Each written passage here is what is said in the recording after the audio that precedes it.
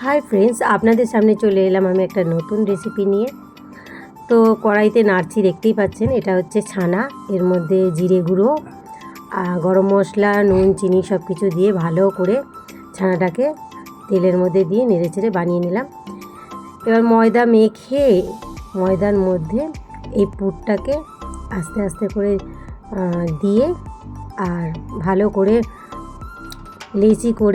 লেচির মধ্যে ভালো করে পুরটাকে দেখুন শুকনো শুকনো করে নিয়েছি। এরকম শুকনো হলে তাহলে কি লেচি থেকে বেলবার সময় বেরোবে না পুরটা।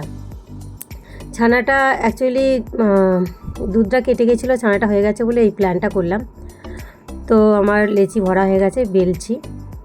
আস্তে আস্তে বেলবেন, যাতে জোরে চিপে বেললে পুরটা বেরিয়ে যাবে। আস্তে আস্তে এরকম করে বেলে নেবেন।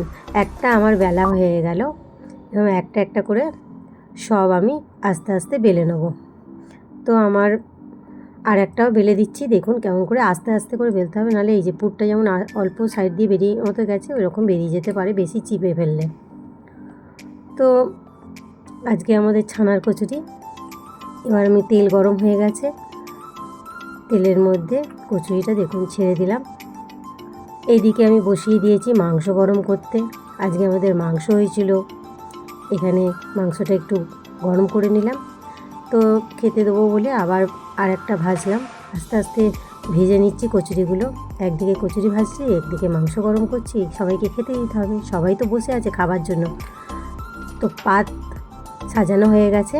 পাতে নিয়ে নিয়েছি ছানার কচুরি, তার সঙ্গে নিয়ে নিয়েছি কষা কষা মাংস, আর তার সঙ্গে নিয়ে নিয়েছি বড়া।